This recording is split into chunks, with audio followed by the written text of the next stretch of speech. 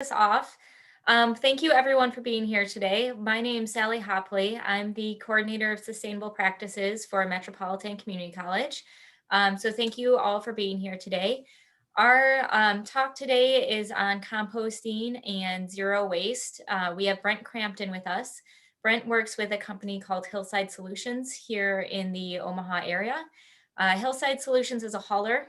They do have an arm of their business that hauls items to the landfill, but they are the only industrial composter in the region right now.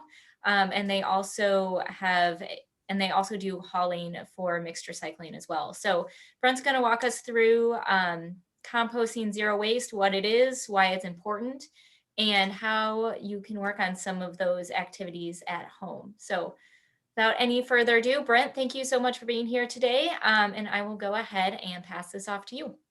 Great. Thanks for having me. Happy Earth Month, everybody. And like I said earlier, questions in the chat room and we'll get to them. Feel free to ask anything because we want you to get something out of this. So I'm gonna go ahead and share my screen. That's our brand new logo. I was waiting 2 years to get that and haven't put it on social media yet. So just having a moment with that. Okay. So here's what we'll talk about. So in the next 45 minutes, we're going to learn about composting at home, how you can do it, industrial composting with us, and then some zero waste tips. So before I get into that, like I kind of like to do a bit of my background just to show people like that this subject matter, these topics are super approachable. Anybody can jump into that. Like my job is to be an expert on this stuff. But when I got into this job 3 years ago, I didn't know anything about this actually. So before I did this, starting beginning of 2018, I was a full-time DJ, event promoter, and nightclub owner. And so my first day at work, I walk in and the owner of the company, Andy Harpenow, he goes, "Welcome to the trash and explicit business." And I had this moment of like, oh my gosh, what did I get myself into? Because before doing this, this was a bit of my life right here. So here I am in the DJ booth at the nightclub that I operated. Here I am popping cheap bottles of wannabe champagne on the dance floor, DJing with rock stars like Todd Fink of The Faint, and then going to this. So here I am giving a tour at our composting facility. Even though I have a weird face, what I view my job is actually more like this, helping usher in a new era of sustainability. But the point is like I came into this thinking all of these thoughts about how recycling and composting work, and being sort of like uneducated but well-meaning, I had my bubble burst in the biggest way. So I'm going to go into some of those preconceived notions and what I thought and what I learned along the way. So these are the epiphanies I had. So I think society is what teaches us is like trash is waste. And there's this ambiguation around it. Like, what does that actually mean? What is trash? What is waste? Where does it go? And it's kind of this thing we don't think about. It's mysterious to us. And it turns out, this is according to the EPA, the average American produces 4.3 pounds of trash every day. So each one of us in America every day, 4.3 pounds of trash. And I looked up the numbers for Nebraska, and that's actually closer to 7 pounds when you count in all the agricultural waste, okay? So like, why are we producing that much? Where is it going? Can we do something else with it? Okay, and so what I discovered is that waste is actually human invention. Every other creature that lives on the planet has found a way to live a zero waste life, other than us, okay? So we invented waste, okay?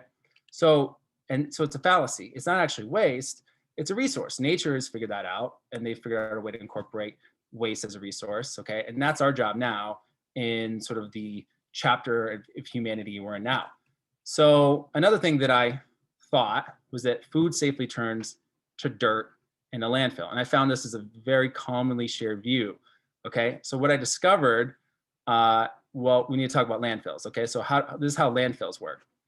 Trash comes in for the day and they lay it all down, and they're required by law to put a layer of fill dirt on top, as you can see from this perfectly legal photo with the copyright stuff over it. So this is a good thing because that it basically holds that stuff in, It's not blowing around. There's not smells going to neighboring communities. Good, right? Makes it so that we're not sick with piles of trash and black plague going on. Okay, right? That's good. But the problem is that when our food waste goes to landfill, it creates what's called an anaerobic environment. That's a fancy way of saying oxygen can't get to our food waste to break it down. And that's a really important step. I didn't know that. So let's take a head of lettuce. Super flimsy, innocent, just easy, right? You can just kick it and it'll fall apart. It already starts decomposing in your front yard, okay? Well, it turns out in a landfill, it takes 10 to 25 years to break down, okay? And to give you a visual example, like here's some carrots, 20 years old, excavated from a landfill, and what they look like, okay? So this is kind of crazy. So like your innocent head of lettuce, when you put it in a landfill, you're actually weaponizing it, because now what's happening is anaerobic bacteria, life that can live in landfills without oxygen, chomps away at that stuff for the next 2 decades. And that anaerobic bacteria puts off methane gas, okay? And people talk about CO2 all the time, but methane gas can be upwards, some studies show, 120 times more potent than CO2 in the first year, okay? And in fact, landfills are responsible for 34% of the methane emissions in America. So this is like kind of a huge deal that nobody teaches us about, okay? So the fact that you know this, you are like more advanced than 80% of the population, okay? So congratulations, okay? Smart move in joining us today. So also, think about all the liquid in the foods that we put in landfill, along with all the liquids of everything else that makes it in landfill. It all mixes together and it creates a toxic sludge. It's called leachate, okay? And that leachate can potentially get into our waterways, okay? They have to monitor these landfills for it. And sometimes that's occurred, okay? So then the other thing is it shortens the lifespan of our landfills. In fact, in Cass County, they were having a meeting about this, and the subject came up last night. It's like, we have a landfill, it's gonna fill up, where are we gonna put another one? Oh my gosh, nobody wants another landfill, okay? So let's keep the ones we have for as long as possible. Okay, so the solution, of course, is composting, okay? And so I talked about all the bad things when food waste goes to landfill and we don't compost. The good things about composting, it enhances the nutrition in our food, because we're taking the nutrients from that that stuff we're going to throw away, we're going to put it back into the soil. It's going to make its way back into the food. Food's going to be healthier for you. It's going to taste better. It's going to help keep, when we compost and we add that to our soil, it helps keep soil there, so there's less water runoff. And then what's super important, you think about climate change, like in some ways it seems incredibly complex, like how do we solve this? But there's some narratives out there that make it incredibly simple, which is, here's the problem. We had carbon in the ground, okay? We extracted it, fossil fuels, we burned it. Now that carbon's in the air, so that's causing a lot of problems. What we have to do is get the carbon, yeah, let's do electric cars and all that, but you still have that carbon in the air. How do we get it out? You grow things, okay, without the use of chemicals or tilling. It sucks it back into the ground. And it turns out there are things in the ground, microorganisms, that love eating that carbon, that then create nutrients as byproducts, which then make its way into our food and help our plants and then help us, okay? So there's this really great movie that came out on Netflix in like January. This from this group called Kiss the Ground. And they have this movie called Kiss the Ground. And there's the little preview of it.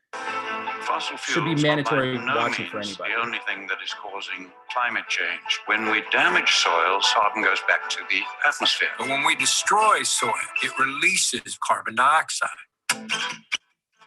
Biosequestration is using plants, trees, and techniques of grazing and farming to capture carbon and store it in the soil. We can fix a lot of our climate issues if we bring the CO2 down into a living plant and put it back into the soil where it belongs. Plants working with soil microorganisms, it seems too simple. Healthy soils lead to a healthy plant, healthy human, healthy climate. There could be a way to eat food that heals the planet. The problem isn't the animal. The problem is where the animals are at. How do we take waste and repurpose and reuse it, because it's really not waste? The poop has to stay in the loop. Compost is just one of a suite of soil-based carbon capture solutions. We know how to do it. And if we continue to scale over 30 years, we can reverse global warming. We can get the Earth back to the Garden of Eden that it once was by regeneration. To see biodiversity return to a place that was completely devastated. That gives me hope. Our health and the health of our planet are connected. If you look over here, my neighbor's land that has been chemical fallow, then you look over at our paddocks, you have a diversity of different plant species. Which model do you want your food to be produced from? The answer is pretty simple to me. I'll make you a deal. I won't give up, and neither should you. Okay, it's rife with celebrity appearances, inspirational messages, doesn't just focus on the bad stuff. It's a really great film, Kiss the Ground. You got to go watch it. Here's something that I thought about composting that I see a lot of other people think that holds them back from doing it.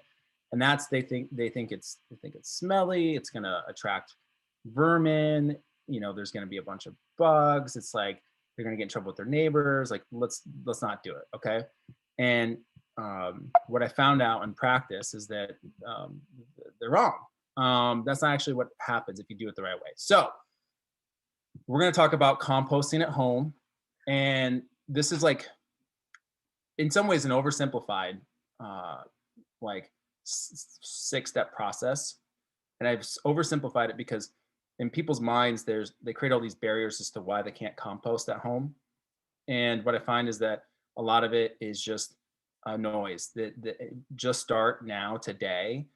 There's a way you can do it without just using things laying around your house. You don't have to spend any money, and it's super simple. Get into the nitty gritty, and go down that rabbit hole once you're in the culture. But here's a way you can just jump into it. Okay, I don't know. Are you familiar with like Gary Vaynerchuk?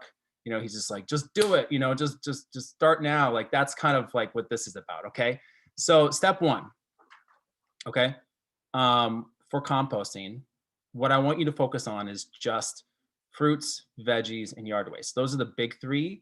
You can do some other stuff in your home pile, but I don't worry about it because that will be a bunch of stuff if you just focus on that, and you're not going to get in any trouble with those items. Okay. Step 2, in your kitchen, find a container and just toss those things into it. It can be, I had, one of those like pull out trash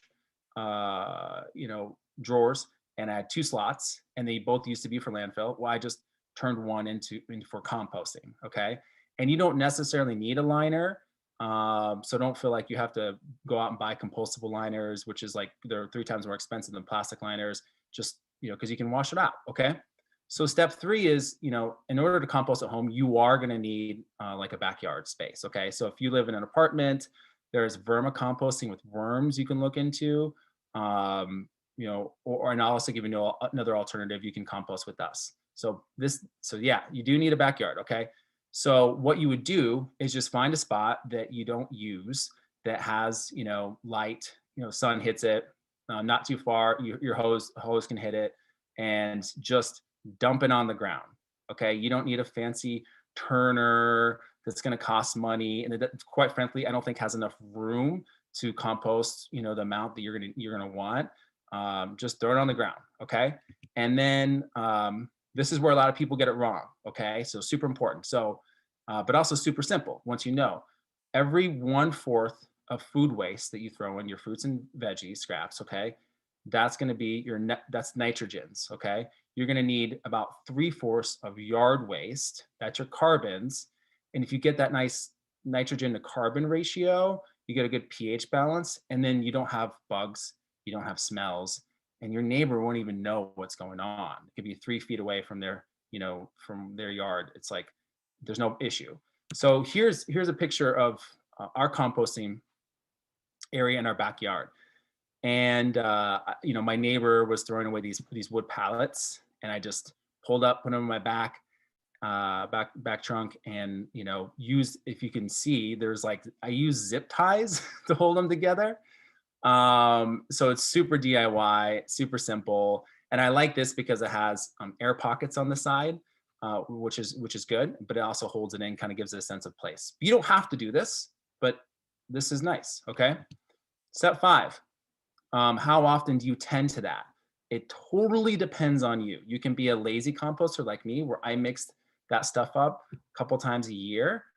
Be, someone who's like super dedicated and you do it maybe a couple times a week. The cool thing about doing it more often is you will start to see steam rise out of that when you stir it up.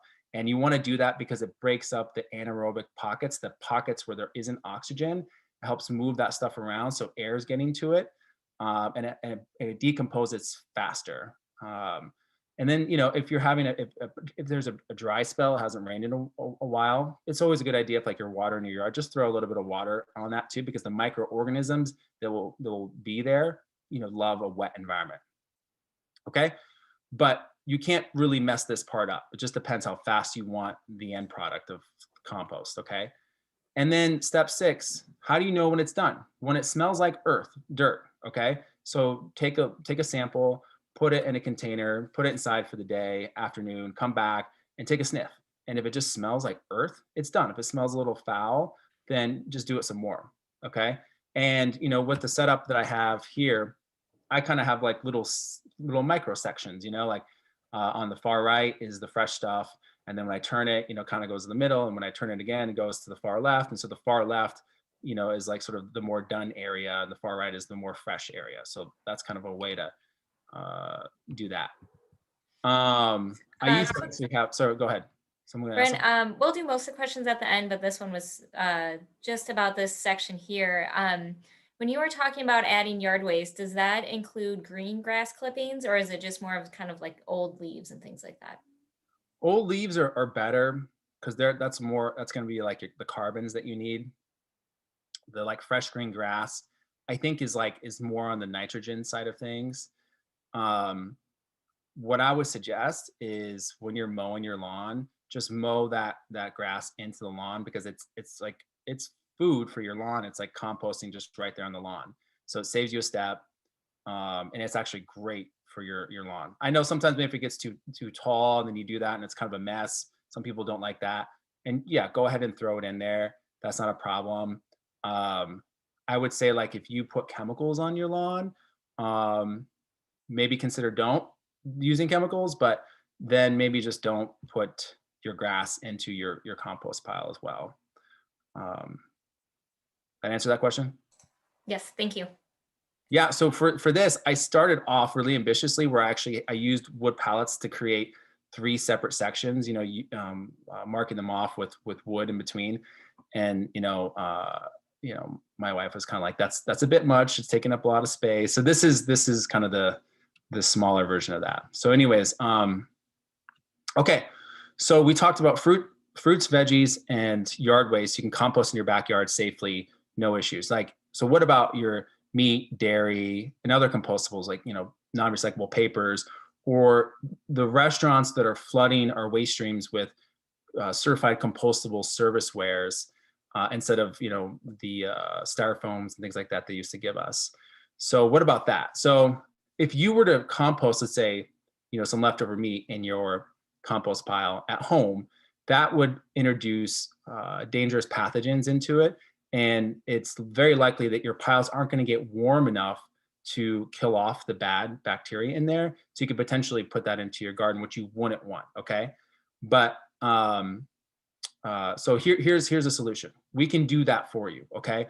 So Hillside Solutions, we have the area's only industrial composting facility out in Ashland, Nebraska. And in that setting, it's a very aggressive breakdown process. So we can take meat, dairy, bones, non-recyclable papers, and other certified compostable serviceware. So here's a little video on this service we have called Compost Club. It's like a subscription program that you can sign up for, and then you gain access to 45 different drop-off sites around home. So you just use whatever container you have at home to collect your compostables. And whenever you fill that up, you would figure out where your nearest site is, and then go to drop it off in the green containers. Our team comes and picks it up on a weekly basis. So that's even paper towels, like I said, certified compostable serviceware. Like, sometimes we get what look like plastic utensils are now made out of cornstarch, or instead of plastic straws, paper straws, you know, and things like that. So then our team takes it, we take it to Ashland, Nebraska, it breaks down in about a month or so, but we let it sit and cure for up to a year before it hits the market as compost and different soil blends. And so for being a member, you actually get some of that material back, and then you also get discounts on soil and mulch that we make. So here's an organic farm in Papillion, Nebraska, Stream Meadow Farms, that uses our soil to grow their tomatoes. They sell those tomatoes to restaurants like Au Courant and Benson. They make beautiful dishes with it. Au Courant also composts their food waste with us. So then, you know, we take that and then eventually makes it back to Stream Meadows Farm, and the process goes on and on. So again, industrially, what we can compost, you know, any and all food waste, meat, dairy, bones, grease, whatever. And if it's food related, we can take it. Things like paper towels, napkins, pizza boxes. Pizza boxes can go either way. If they're not too messy, they can be recycled. If they're like obliterated, you can compost them. And then, you know, random things, you know, hair, coffee grounds, coffee filters, pet waste, as long as it doesn't have like the cat litter with what's it called, sodium bentonite or whatever in it. That's like comes from strip mining. We can take a variety of things. And then here's a visual view of like compostable serviceware, as I was talking about. You know, this cup looks like it's plastic here in the middle, but it's actually made out of cornstarch. So if that was to go in recycling streams aren't set up to handle that stuff. So it's just going to go to landfill. And what you learned earlier in this presentation is that when our compostables make it into the landfill, they end up putting off methane gas, okay, which isn't great. Here are some logos that you see on compostable items. I don't think that this industry is like buttoned up in a very clear way yet. So you kind of have to be in on what's going on but these are some of the logos you'll see. Like the one that I detest is this 7 with the triangle arrows around it. If you see that on its own without PLA, it is a like weird mixed plastic that's non-recyclable, but you could energy bag it. But if it magically has PLA underneath it, that's to let you know that it's industrially compostable at some locations. Ours is one of them that accepts it. But yeah, so kind of weird. So there's a lot you can compost industrially, just no plastic, metal, glass for the most part, including things like this. So this is just good to know in general. Starbucks cups. My mother-in-law brings these over and she's like, what do I do with this? And she just leaves it on the counter. Well, the thing is that it has paper, but it also has a plastic lining on the inside to help preserve the integrity of the cup. But what it does is that plastic lining is so robust, the recycling facilities don't want these cups. They can't separate the plastic from the paper. So they belong in the landfill. We can't compost them because they have plastic on them. And when you're drinking them, you're probably drinking microplastics. So sorry for all you Starbucks lovers, but that's the deal with that. And then a lot of food waste packaging, you know, and like that paper plate on the right, when you look at it and you kind of move it, like you can see the light reflecting off of it, it has a shiny layer. That's to let you know there's a poly lining on it or plastic lining on it. They do that to make it more sturdy, but then it renders it non-recyclable, non-compostable, okay? The kind of paper stuff you want to get and or you know, recycle or compost has a matte finish to it, okay? Okay, so what I thought, okay? When I recycle, it absolves my consumption, which is to say, like, if I drink, if I use a water bottle and I recycle that water bottle, like, no big deal, right? Like, it doesn't matter that I use a water bottle because I'm going to recycle it and then someone's going to reuse that in some capacity. Turns out that was wrong. So what I discovered being in this industry is that there's this thing called upstream waste and downcycling problem, okay? So the upstream waste thing is, take a water bottle and think about the journey it takes to get to your hand. It starts in the ground as fossil fuels, it's extracted by expensive equipment, it's shipped to refinery, it's broken down, then it's molded into something that it's shipped somewhere else, then it's brought to our grocery store, then we drive there and we bring it home and we drink it, and after about 30 minutes we're done with it, okay? And so it took a lot of energy to get to you. It takes a lot of energy to make that plastic bottle. So far more energy and resources than just simply recycling it. It's not a one-for-one exchange, okay? The other issue is that when you recycle, for example, a plastic water bottle, the industry can't turn it back into another water bottle. Reusing plastic is like resaving a JPEG. Each time you do it, it loses quality. Okay, so a lot of water bottles become saran wrap, or maybe they get put into clothing, which uses a lot of plastics, which is a whole nother issue. Because every time you wash our clothes with this poly lining, or we're putting microplastics into the water stream. Okay. One thing to note, like metal, if you have the choice between like a metal container and a plastic container, choose the metal, because metal is infinitely recyclable. Okay, so metal's great, plastic sucks. We all know that, right? So what I discovered is that we can't recycle and compost our way out of this problem we have in society with climate change and our waste consumption. Okay, so for example, like if we're in the middle of, if it's like, imagine us and we're living in a novel, and it's like, okay, let's skip to the end. And how does this catastrophe that we're in right now, how does it end? When with like, rainbows and sunny skies and all that. The story doesn't end with like, and everybody recycled and composted everything. No, like that's a given. That's like breathing. We all do it everywhere. But the real story, like how this really ends, is everybody reduce the amount of waste that they use. They reuse the things they can. They refuse the things they don't need. And in fact, there's it's called the 5 R's. Okay. And the hierarchy is refuse things, like you're at a restaurant. Sorry, I don't need that plastic straw. That's refusing. Okay.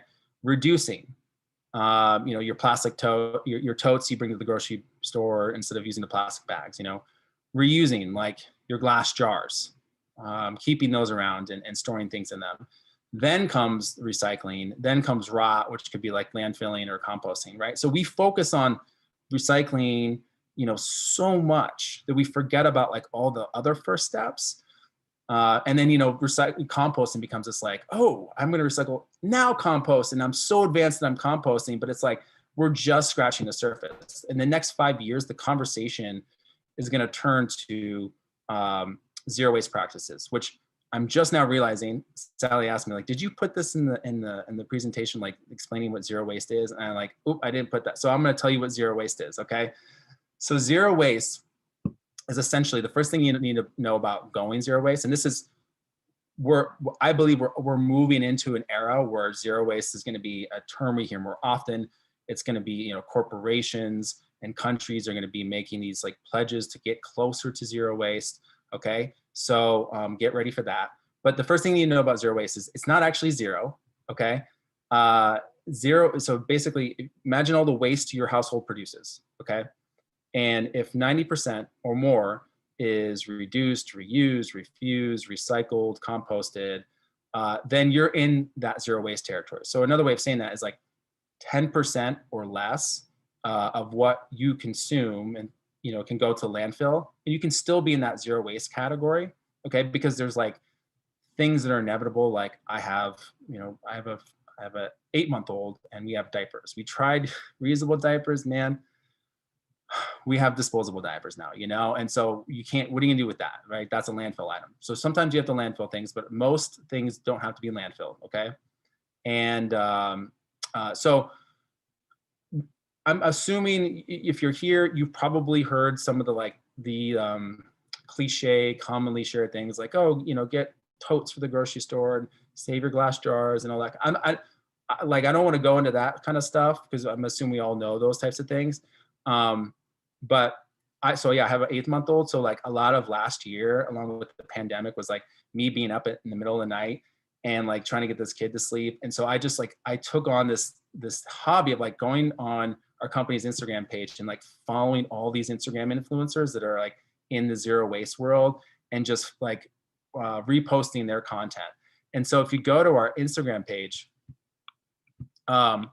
we have all this great stuff of like these like eco fashion tips and growing things and like how to recycle right, and composting. And Sally actually asked me to teach a zero waste course for Metro, and I'm kind of tempted to like make it a bunch of memes on Instagram, just like go, that's going to be the coursework, is like we're just going to go through Instagram. But like, so we have this one that's kind of fun. It's like, these are all companies that we work with locally that compost with us. So if you're like looking for like, who do we support, you know, like oh, they don't exist anymore. Myrtle and Cypress Coffee House, they compost with us. Coneflower Creamery and Blackstone, Kitchen Table, Noli's Pizzeria, and on it goes. Like there's a bunch of these, and so that's one thing to check out. But we have a lot of tips and suggestions, and so what I'm going to go through now is like my favorite zero waste hacks that are going to take it a little bit beyond maybe some of the stuff that you see often. Some of the stuff maybe, you know, like kind of already, oh, we have a funny section too. So someone says they don't believe in climate change. Be a lot cooler if you did. And I actually made this one. I don't know if it's funny. You can read it. I thought it was funny because like at the time the city was like freaking out about the recycling drop-off centers and people like contaminating them with all this stuff. So I was like, oh, I'm gonna pump this out there, you know, add this to the conversation. So anyways, here's like one zero waste hack that is actually kind of common that I super love. And in fact, I gave out gifts this Christmas of this. So basically like you never have to buy cleaning solution again, okay? So what all you need to do is if our family, we go through lemons and limes all the time and we're throwing away these rinds, you know, we're like throwing them away. I'm like, oh my gosh, what can you do with them? And so like, I just Googled it and I found all this great stuff you can do with lemons. My favorite one is I take a jar, big old mason jar, put it in the fridge, and I'm collecting the lemon rinds as I go. And when it fills up, I just take some vinegar, fill it up to the top, put a cap on it, put it away in a dark, cool place for 2 weeks, okay? And then boom, take it out, strain it, put it into a cleaning bottle, and there's your cleaning solution. We use this kind of as a general cleaning solution around the house for just about everything, and it works really great. And so then I was like, you see that like that brown bottle in the background? At first I bought that, you know, and then I was like, I feel like a chump because I'm throwing away, you know, recycling glass bottles all the time. So then I started keeping the glass bottles, and then I found this company Jar Amazing that has all these different tops. So there's for soap or for spray. And so then I just used that. And then so now here's a little lineup I made, you know, recycled saved bottles with like different jar tops. And then like I have like, there's like like if you just Google like cleaning solution recipes, you know, like there's one there for dust, there's general, there's windows and all that. So I don't buy cleaning solutions anymore. I just use this. So then on that note, you're saving glass jars and things like that. We have what we call like a reduce and reuse section of our home where we keep things that normally get thrown out that we can reuse. So for example, if you see that middle section, these are all different like plastic containers. So here's another gift for you. You now never, ever have to buy Ziploc bags again, because every week we're throwing away all this perfectly good stuff that is the exact same thing. So just keep it, rinse it out, dry it out, and reuse that. Okay. So you're welcome. Say bye to Ziploc bags. Okay. Another thing, like, you know, here's a top from a Parmesan cheese container. Keep it and make your own spice mix and put that on the top. Right. So the fun thing about going zero waste is it's like beyond the recycling composting thing, is like you take a look at all the stuff that you're throwing away normally, and you say, okay, how can I not create this waste or reuse the things that are in there? Okay. And once you get into the culture, it feels like any kind of present packaging stuff ever again. Keep boxes or interesting packages that you normally throw out, and have a little section in your home for packaging material. You know, newspaper, normalize it. Use newspaper as your, you know, your present covering stuff. You don't have to go out and buy, you know, this fancy looking gift wrapping material, which by the way, isn't recyclable or compostable. So, you can be proud knowing that you're not contributing to that. Another one I love is toothpaste. Okay. I'm pretty much done. I like to buy, I buy toothpaste every now and again because it's nice, but I make my own toothpaste. Okay. And there's so many recipes out there, but like the sort of like the basic one to work from that I like.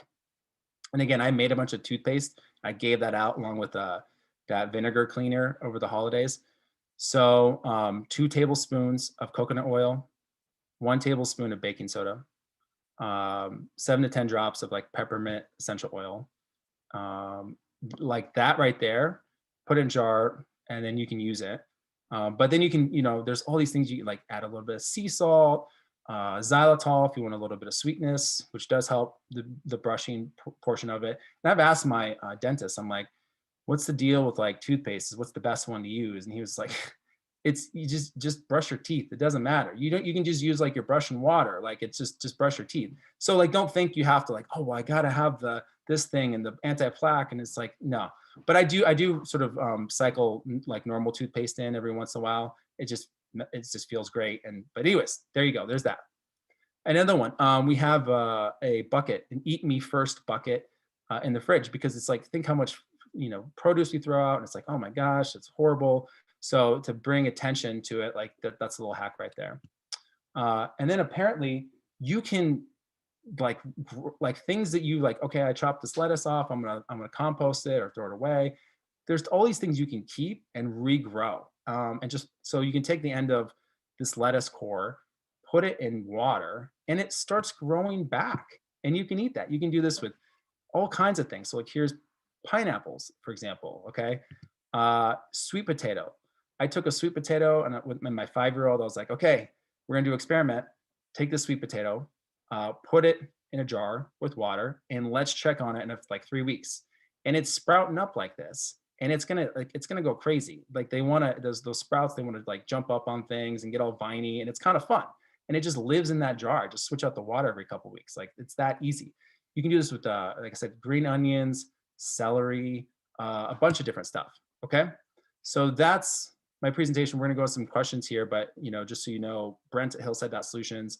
If you're interested in that composting service we provide, hillside.solutions/compost club, or just go to our website. We have like a pop-up thing that's kind of annoying that will let you know what the compost club situation is. So cool. I see some stuff in the comments. Sally, if you want to lead that part. Yeah, for sure. Thank you so much for that. A ton of great information in there. As a reminder, if anybody has questions, feel free to put those in the chat. But I will go ahead and kick this off. When you were talking about the composting at Hillside, you mentioned that it had to sit and be cured. Can you talk to us a little bit about why that is, why it has to sit once it's done composting? Yeah, it doesn't have to. After about a couple months, I mean, you could theoretically use that stuff. But the team that operates our composting facility, that's their standard procedure. And what I've been told is that the thinking is like the winter helps make the end product more robust. There's a curing process that occurs with that temperature change that just makes a better product. And it just ensures everything's broken down. The only thing that's left is plastic. And so there's like a screening process that helps get the majority of that stuff out. Yeah, that's it. Great, thank you.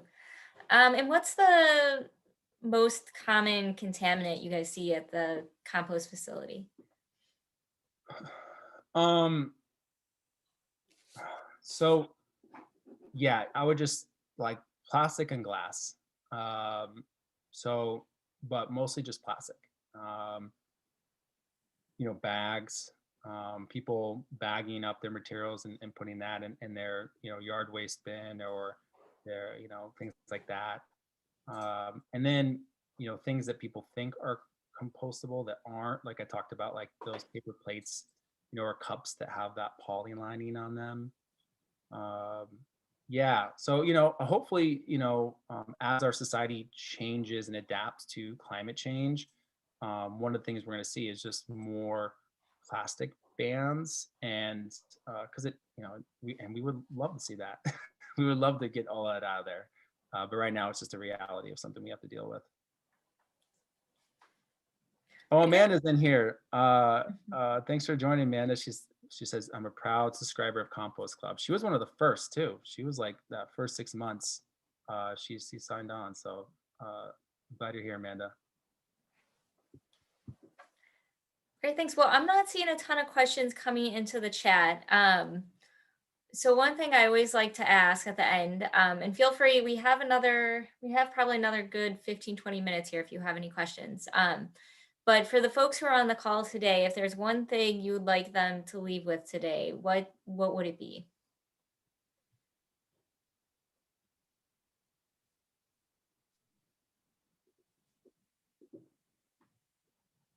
Oh, are you thinking?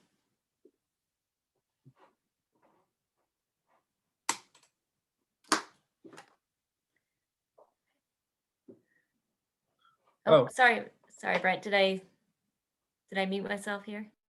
No, I hear you. I saw a question pop up from Tyler. What are other non-traditional options for compost outside of a garden? Okay. It's a great question. So essentially anywhere where you're growing something is fair game. So it doesn't have to be for a garden. It can just be for landscaping. It can be for your lawn. Instead of using chemical fertilizers for your lawn, use compost.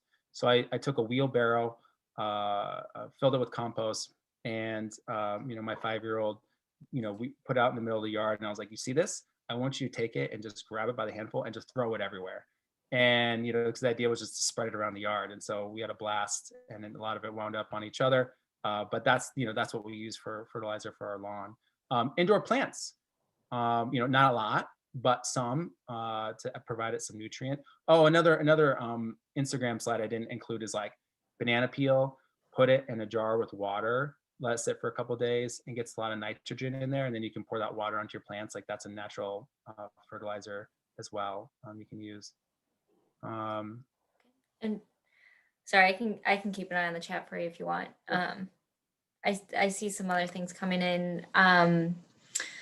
Options for big box stores. Do you boycott the big box stores, and what are some tips you have for shopping without using plastic or buying plastic packaging? Yeah, I mean, Costco's tough. Do you all know about Exist Green? Exist Green is Omaha's first zero waste retailer, and so it's based in Dundee, and next to that, like bread shop. But you can go there, and there's no plastic anywhere, and it's one of those places you can bring your own.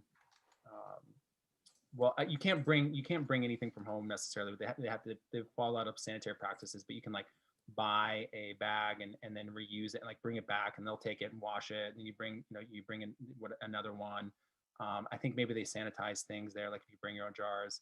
But it's a kind of a way to shop. They have produce there, not a ton, but they have a lot of like if you need to get shampoo, if you need to get soap, if you need to get seeds, if you need a lot of different like things you just use around your home or for self-care, non-plastic versions of that, which is great. Yeah, I think Sally dropped the link in the chat section. And then I saw another zero waste retail place just opened up, and it might be Eden's Preserve. Is that the one you're thinking Eden's of? Preserve. Yeah. And it's in that Countryside Village over by Westside High School. I haven't been there yet, but they're talking about zero waste retailer things. So now there's like 2. So there's some local options too. Mm-hmm. But otherwise, like our family, we shop at natural grocers a lot, and you go to the produce section. It's great. You don't have to do any guesswork because all their produce is organic, and it's like I think of it as like Whole Foods on a budget. It's kind of like where if you eat organic, it's like the place where the rest of us go, if you're not but I'll just outside of the pandemic, now I'm like I kind of do a variety of things now, but I'll say pre-pandemic I was just throwing the produce directly into on my grocery cart and just putting it directly on the conveyor belt. Like just whatever, I'll wash it off when I get home, and not using, really any packaging. So, and they have compostable produce bags there now, paper sacks, and then like certified compostable. So when you go there, you can use, bags, single-use bags that are compostable. So that's a great Let's resource. see. Brent, any tips for how you've gotten your family on board to compost with you? That's a tough one, right? I mean, how do you, like if you have the conviction and the passion for it, how do you get other people on board? Small children, it's pretty easy because you normalize it for them. I'm fortunate, and my wife has been, she's played well with it and is like on board.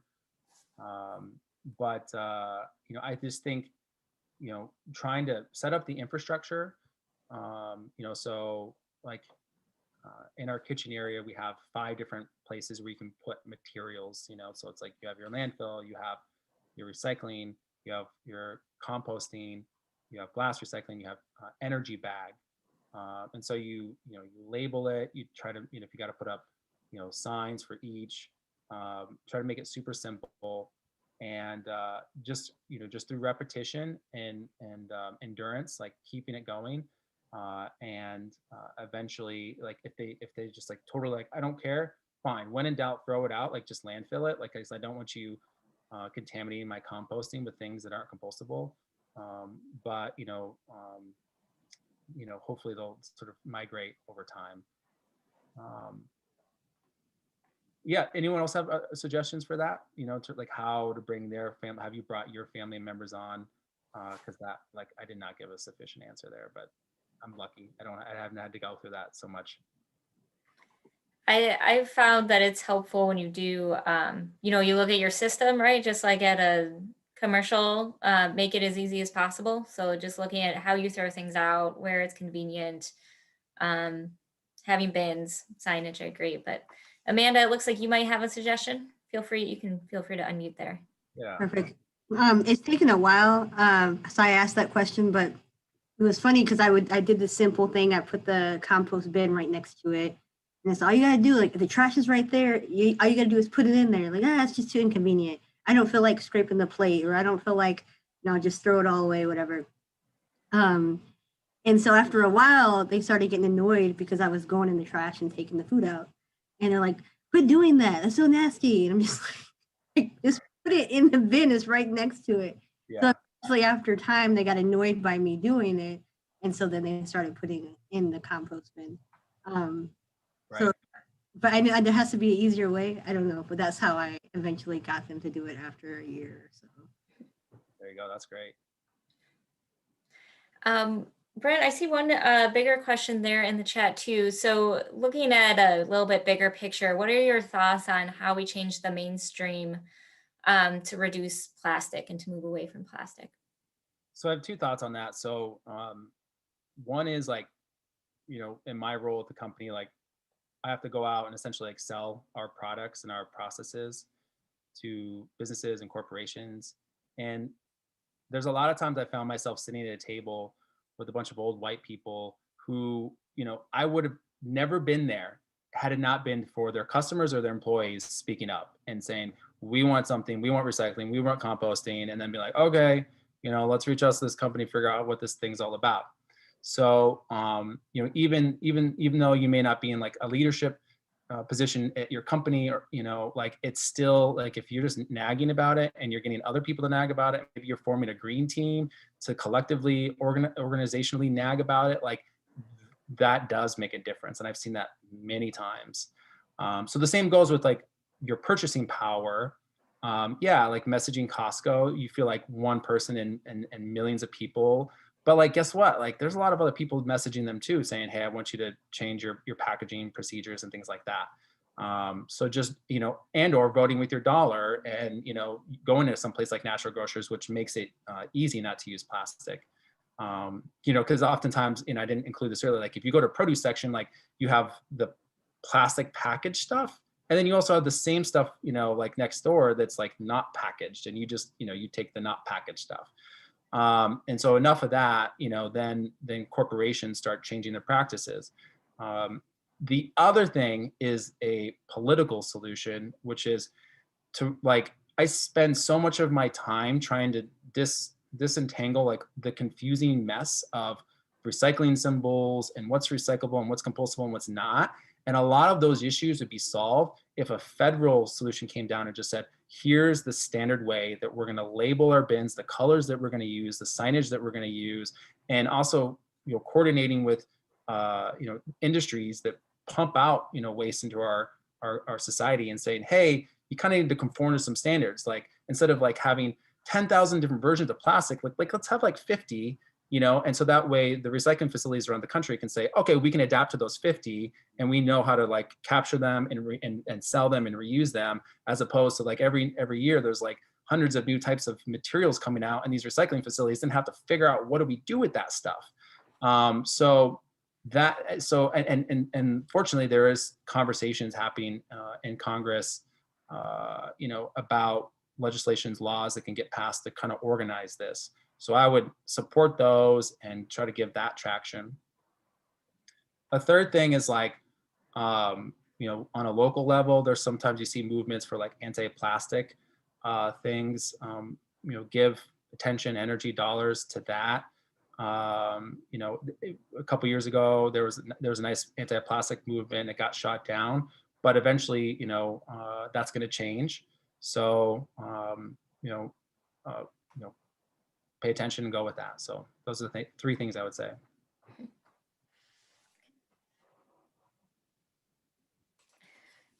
Thank you.